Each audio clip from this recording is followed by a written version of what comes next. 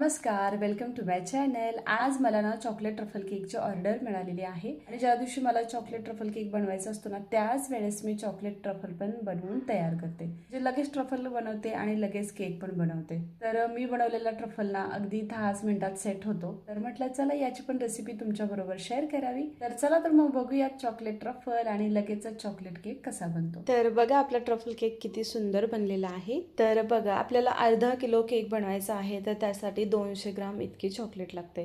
तर तुमचा केकचा बिझनेस असेल किंवा सुरुवात करणार असेल तर हे वजन करण्याचं जे मशीन आहे ना ते घरात नक्कीच असलं पाहिजे. ते खूप उपयोगी येतं. तर 500 ग्रामच्या केकसाठी आपल्याला 200 ग्राम इतकी चॉकलेट लागणार आहे. 5-10 ग्राम कमी किंवा जास्त झालं तरी चालेल. तर हे बघा 11 ग्राम वरती झालेली आहे पण काही हरकत नाही. तर ही घेतलेली चॉकलेट आपल्याला बारीक चॉप करून घ्यायची आहे. तर हे बघा 200 ग्राम चॉकलेट मी अशी बारीक अशी कट करून घेतलेली आहे. आता एवढ्या चॉकलेटसाठी आपल्याला हवी आहे क्रीम. तर इथे मी एक पातेलं घेतलंय त्यामध्ये व्हिपिंग क्रीम किंवा फ्रेश क्रीम इथे 100 ग्राम घ्यायची आहे. तर हे बघा बरोबर मी 100 ग्राम वरती 4 ग्राम आहे एवढी क्रीम घेतलेली आहे. 200 ग्राम चॉकलेट असेल तर त्यासाठी 100 ग्राम क्रीम लागते.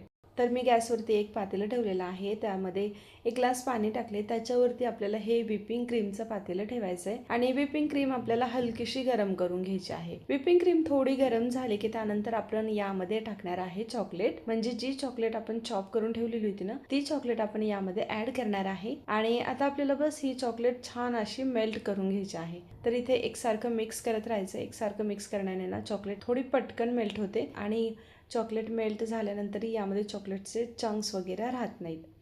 तर हे बघा आपली चॉकलेट 4-5 मिनिटांमध्ये छान अशी मेल्ट झालेली आहे. तुम्ही ते पाहू शकता यामध्ये चॉकलेटचे चंक्स बिलकुलही नाही आहेत. तर आता याला मी गॅसवरून उतरून खाली घेतलेलं आहे आणि हे ना असंच रूम टेम्परेचरवरती येईपर्यंत ठेवायचं आहे. तर बघा ही मेल्टेड चॉकलेट ना 5 मिनिटं मी अशीच ठेवली होती. ती रूम टेम्परेचरवरती आलेली आहे. तर त्यानंतर आपल्याला ही एका वाटीमध्ये किंवा कुठल्याही एका भांड्यात काढून घ्यायची आहे. काढून घेतल्यानंतर याला फ्रीजमध्ये ठेवायचं नाहीये कारण आता थंडीचे दिवस आहेत. वरतीच हे ट्रफल खूप छान सेट होतं.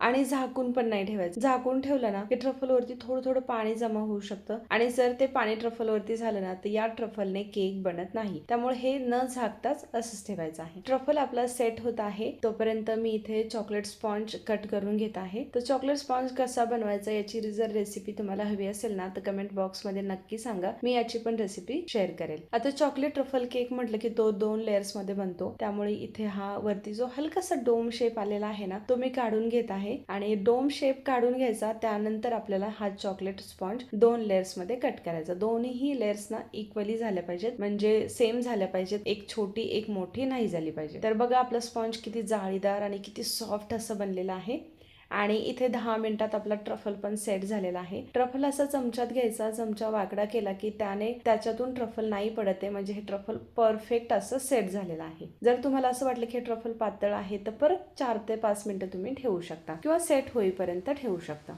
हे ट्रफल ना अगदी परफेक्टली सेट झालेलं आहे. मी याला 10 मिनिटं वरती ठेवलेलं होतं. तर त्यानंतर मी हे ट्रफल पायपिंग बॅग मध्ये भरून घेतलेलं आहे. पायपिंग बॅग मध्ये भरून घेतलं ना की केक मध्ये हे इव्हनली असं सगळीकडे एकदम व्यवस्थित असं लागतं. आता मी ते गोल्डन कलरचा एक बोर्ड घेतलाय त्यावरती थोडंसं ट्रफल लावून घेतलंय. ट्रफल वरती स्पॉन्ज ठेवला ना की तो इकडे तिकडे सरकत नाही. व्यवस्थित असा बोर्डलाच चिटकून राहतो. आता या स्पॉन्जला आपल्याला मॉइस्ट करून घ्यायचा आहे. मॉइस्ट करून घेणं खूप गरजेचं आहे नाहीतर केक खाताना तो ड्राय असा लागतो. तो शुगर सिरपने मी याला मॉइस्ट करून घेतलेला आहे. आता आपल्याला ट्रफल यावरती व्यवस्थित असं लावून घ्यायचं आहे. तर पायपिंग बॅग मध्ये ट्रफल भरण्याने हाच फायदा होतो की कुठे कमी किंवा कुठे जास्त ट्रफल लागत नाही. तुम्ही ते पाहू शकता एकदम एकसारखं असं सगळीकडे ट्रफल लागलेलं आहे. आता याच्या नंतर ना आपल्याला हे ट्रफल स्पॅच्युलाने स्प्रेड करून घ्यायचं आहे. स्प्रेड केलं की त्यावरती आपल्याला स्पॉन्जची दुसरी लेअर ठेवायची. ही लेअर पण शुगर सिरपने मॉइस्ट करून घ्यायची. त्यानंतर अशा पद्धतीने परत एकदा ट्रफल स्प्रेड करून घ्यायचं. आपण जेवढं ट्रफल बनवलेलं असतं ना तेवढ्यामध्येच केक बनवायचा असतो. त्यामुळे शक्यतो ना ट्रफल पायपिंग बॅग मध्येच भरून घ्यायचं म्हणजे कुठं कमी जास्त होत नाही आणि आपल्याला अंदाज येतो की ट्रफल आपल्याला इथे किती वापरायचंय आणि शेवटी डिझाईन करताना किती वापरायचंय. तर बघा परत एकदा मी स्पॅच्युलाने हे ट्रफल व्यवस्थित असं प्लेन करून घेतलेलं आहे.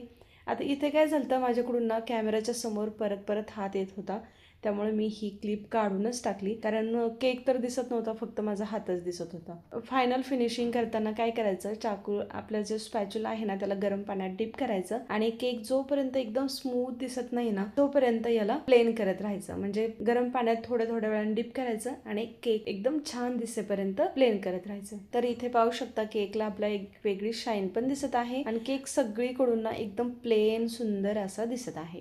तर आता वरती आपण डिझाईन बनवणार आहे. तो 2-3 चमचे ट्रफल राहिलेला आहे ना तेवढ्यामध्येच मी डिझाईन बनवत आहे. तर इथे मी स्टारवाला नोझल घेतलेला आहे आणि त्याने असे छोटे छोटे मोदक बनवत आहे. त्याने काय होतं, केक पण छान दिसतो आणि कमी ट्रफल मध्ये केक वरती छान अशी डिझाईन पण बनते आणि केक आपल्या खालच्या बाजूने पण व्यवस्थित असा दिसलेला पाहिजे, म्हणून मी छोटे छोटे बॉल्स असतात ना त्या पद्धतीने खाली पण डिझाईन बनवलेली आहे. ही पण डिझाईन कमी ट्रफल मध्ये बनते आणि सुंदर पण दिसते. आता चॉकलेट केक बनवताना ना नेहमी गोल्डन बोर्ड वरतीच बनवायचा आणि वरती पण ना गोल्डन शुगर बॉल्स किंवा गोल्डन चॉकलेटने डेकोरेट करायचा, म्हणजे केक खूप छान दिसतो. तर बघा अशा पद्धतीने तुम्ही पण ट्रफल केकची रेसिपी घरी एकदा नक्की ट्राय करा आणि रेसिपी आवडली तर लाईक, सबस्क्राईब आणि शेअर करायला विसरू नका. Thank you so much for watching my video.